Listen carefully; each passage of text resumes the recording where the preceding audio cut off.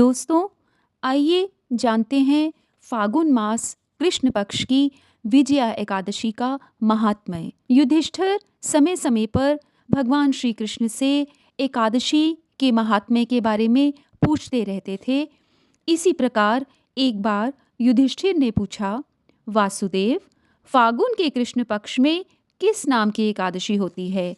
कृपा करके बताइए।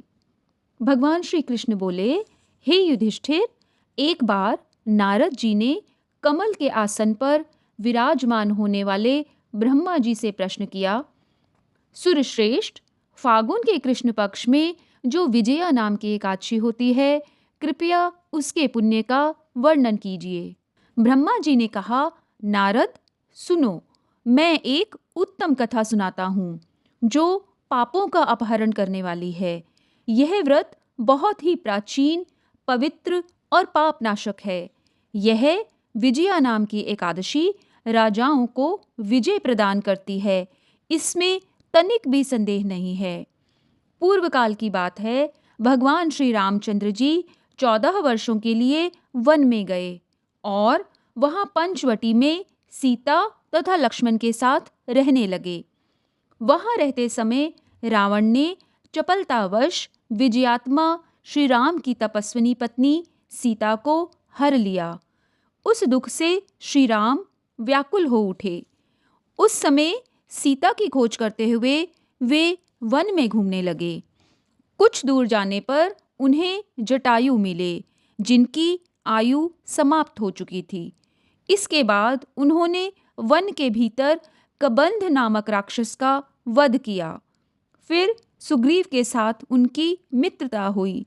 तत्पश्चात श्री राम के लिए वानरों की सेना एकत्रित हुई। हनुमान जी ने लंका के उद्यान में जाकर सीता जी का दर्शन किया और उन्हें श्री राम की चिह्न स्वरूप मुद्रिका प्रदान की। यह उन्होंने महान पुरुषार्थ का काम किया था।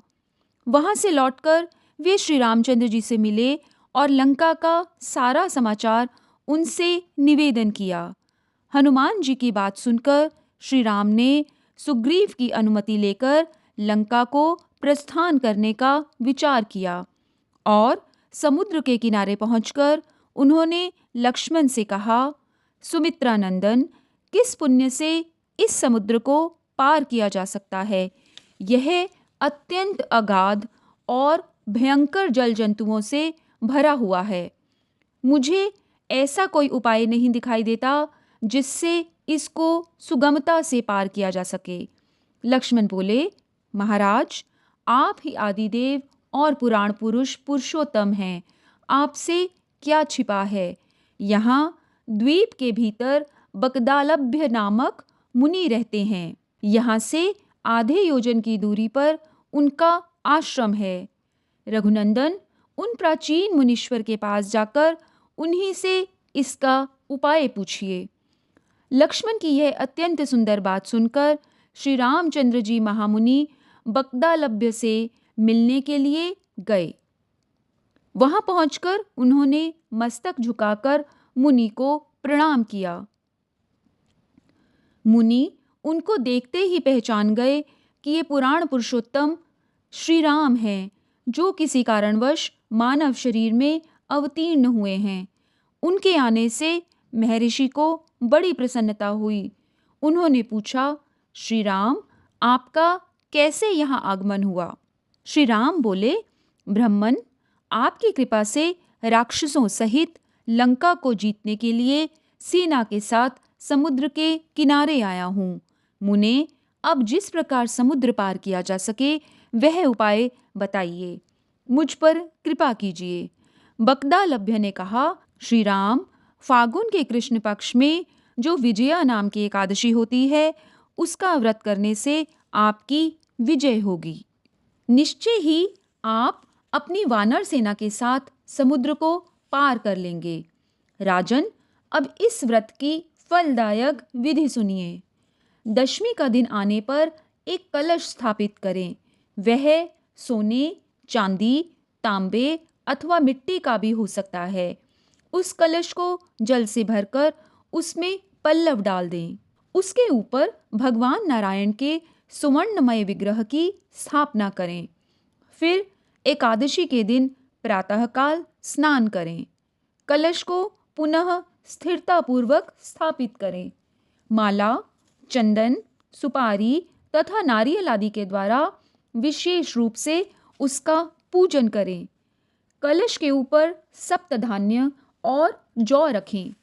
गंध, धूप, दीप और भांति भांति के नैवेद्य से पूजन करें। कलश के सामने बैठकर वह सारा दिन उत्तम कथा वार्ता आदि के द्वारा व्यतीत करें और रात में भी वहाँ जागरण करें। अखंड व्रत की सिद्धि के लिए घी का दीपक जलाएं। फिर द्वादशी के दिन सूर्योदय होने पर उस कलश को किसी जलाशय के समीप, नदी, झरने या पोखरे के तट पर ले जाकर स्थापित करें और उसकी विधिवत पूजा करके देव प्रतिमा सहित उस कलश को वेद वेत्ता ब्राह्मण के लिए दान कर दें। महाराज, कलश के साथ ही और भी बड़े बड़े दान देने चाहिए। श्री राम, आप अपने यूथपतियों के साथ इसी विधि से प्रयत्नपूर्वक विजया का व्रत कीजिए, इससे आपकी विजय होगी। ब्रह्मा जी कहते हैं, नारद, यह सुनकर श्री रामचंद्र जी ने मुनि के कथनानुसार उस समय विजया एकादशी का व्रत किया। उस व्रत के करने से श्री रामचंद्र जी विजयी हुए। उन्होंने संग्राम में रावण को मारा, लंका पर विजय पाई और सीता को प्राप्त किया।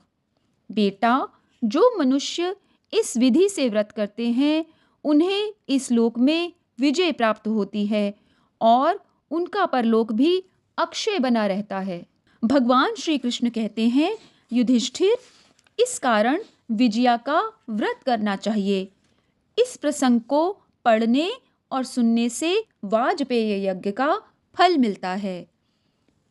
तो ये थी विजया एकादशी के व्रत की कथा और महात्म्य। आप सबके लिए विजया एकादशी शुभ और मंगलमय हो। ध्यान रखिए, एकादशी का मतलब 5 ज्ञानेंद्रियां, 5 कर्मेंद्रियां और 11वां मन, इनका निग्रह करना, इनको संयम में रखना, बुरा न देखना, बुरा न बोलना, बुरा न सोचना, बुरी जगह नहीं जाना, बुरा खाना नहीं।